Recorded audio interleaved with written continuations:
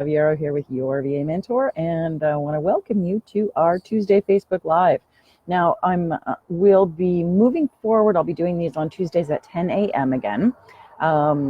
Actually, I don't know if I ever did them at 10 a.m. here in the group, but anyway, so at 10 a.m. we'll be here. And this week, of course, long weekend here in Canada. It was Thanksgiving over the weekend, and so things are crazy busy. I always had a client who used to say to me, I hope reentry is kind after holidays or vacations and that kind of thing. So I always think of that now, even though I'm not working with her anymore. So I hope reentry was kind to you, but I did want to come to you, even though it's 4:40 my local time here, and do a little live for you. So today I want to talk about setting rates. I actually wrote a blog post recently about this, and thought I was trying to hook it up to a video about setting rates, and I don't have any videos on setting rates yet. So I'm going to be doing a little series of these for you, and being able to post that, so that I can give you some information about what you may be struggling with in terms of your rates. So when you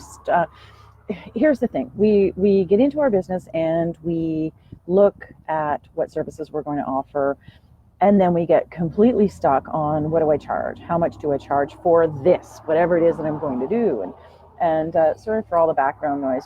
It's like truck central here these days. I don't know why, but it's so beautiful outside that I feel, until the snow flies, I really totally want to be outside as much as I can. So anyway, when you're setting your rates, it's a place that VAs really get stuck sometimes, because we honestly just don't know how much to charge for our services. And so rather than saying, okay, I'm going to do this, so I'm going to charge what other people are charging, here's the way I teach people to do rates, okay? And you may have seen this already. I have a rate calculator. I have a freebie on my website called How Much Should I Charge? And lots and lots and lots of people have downloaded it, and I get a lot of compliments on the calculator that I use for it. But without getting into math and all that kind of stuff, I just want to talk about how, really, the concept around setting your rates, okay? And the way that you set your rates in your business is, you have to do some math, but you start with, what is it that you need to bring into your business? At least this is the way I've always done it. And when I teach VAs how to do this and set their rates and get the clarity around it, it really makes a whole lot more sense to them. And they say, nobody ever explained it to me like that. So it's not about what you're doing for people. It is, to a certain extent. And you know, I can get into that in another video, but really it's about how much you need to make. So what are you trying to replace, or what are you trying to earn? What are you trying to bring in? Are you trying to bring in, like, are you replacing a corporate salary? Then you know how much money you need to bring into your household. When I first started as a VA, I knew that I needed to bring in $600 a month in order to, and it wasn't last week, but it was, it was a long time ago, and I needed to bring in $600 a month to my household. Now, what that meant was that, I needed to figure out how many hours I could work, or how many hours I needed to work in order to do that. At the time, obviously minimum wages and all that kind of stuff were a lot lower than they are now. We're talking 20 years ago. So, but I still knew without question that I had to, in order for me to have my business, I needed to bring in this amount of money. And so I always tell you, it's $600. Now, a lot of people I know have to bring in $2,000 right now. So what you need to know for that $2,000 a month that you're bringing in, that's pretty standard. When I talk to people who are just starting out, they don't need to make $5,000 a month. They want to, but they need right now to bring in at least $2,000 so that they can get, so that it makes their business viable. So when you look at it from that perspective, you say, okay, that's $500 a week. How many hours a week am I going to bill to clients? It's not about working. We have lots of other admin and business stuff that we need to do in our business, but say probably about 20% of your time will be taken up doing that. In the beginning, it's about doing all the, your website setup and your networking with people and connecting, lots of marketing and that kind of thing. And in the end, when you get a lot busier, then it's about tracking your time and billables and all that kind of stuff, billing and all that sort of thing. So there's always going to be admin in your business, and you need to account for it. But also, the $2,000, for me, the $600 that I needed, that was net, okay? That was what my paycheck was replacing, right? And so I needed to be able to bring that in. But that meant that my employer was, you add on 30% or whatever it is for your taxes, that was what I actually need to have as income. So we'll call it $1,000. I know that's not exactly round math. So I needed to have $600 to myself at the end, but I was just counting my paycheck. I wasn't counting the money that my employer was already paying, out on my behalf. So you need to look at it from that perspective and say, okay, how much do I need to earn? So if the $2,000 that you need to earn is your gross, and you know that you can pay your 30% taxes or whatever your taxes, whatever your expenses are going to be, you need to work that in. If the 2,000 doesn't include that, then you add that on the other side. So you're looking for more money. So you have to start with that number, whatever that number is. And even if you're afraid of math, it's pretty easy, right? You know how much money you're putting into your bank account, and you know how much is going out to pay your bills and that kind of thing. So you do know exactly how much you need to bring in at a minimum. Now, when you're setting your rates, I don't like to use that minimum because I don't think that makes any sense. I think I want to actually bring in more, just the minimum that, that I absolutely have to make. So you're going to incrementally punch that up. And so then you're going to look at what your billable hours are in a week.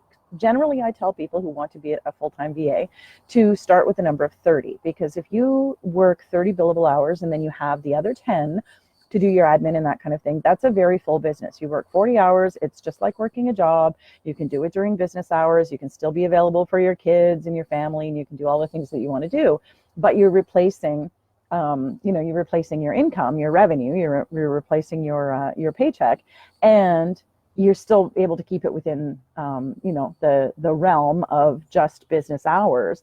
You have a lot more freedom, of course. You can go out in the middle of the day, and then you just have to work at night to make things up. But in general, how many hours are you looking to work? I wouldn't say that anybody is striving to work 50 or 60 billable hours a week. You certainly can, especially if your plan is to do it for, a short period of time because you have some debt to pay off or something like that. And so you want to be moving forward and being able to, bump up your rate and then bring down your hours incrementally after that. So these are all the decisions that you get to make. And so we look at it from that.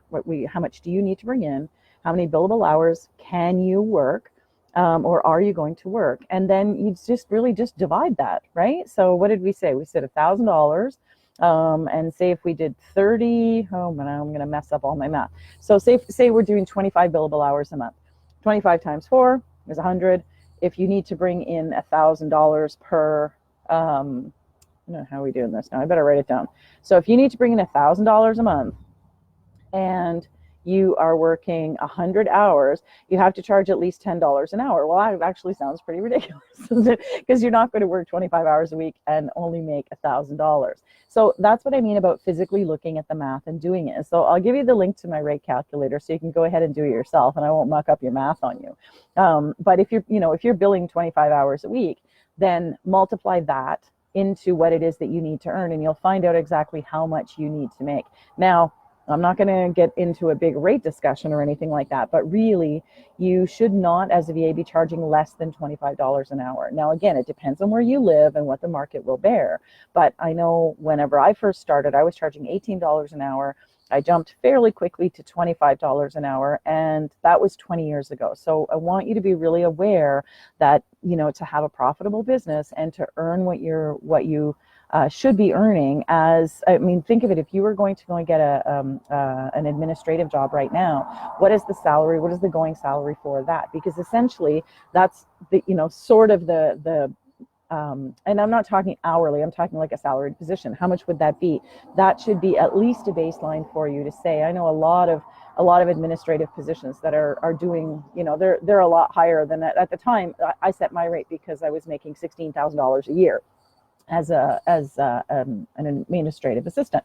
So that was why my rates were based accordingly. And so you have to look at what the market is open to right now, what people are accustomed to sort of paying, and then understand that you have to also build in all that for the expenses and that kind of thing too. So if that's not all terribly confusing for you, that's the basics of setting your rates. Start with what you need to earn. Think about how much you want to work and work out those numbers so that you are looking at, a rate that really makes sense for you. And if you only need to make $1,000 a month, obviously you're not going to be working, you might be working five hours a week, really, right? So you want to be able to 5 to 10 hours a week. So you really want to look at it from that perspective and say, okay, I only need to make this much money, or I have to make this much money.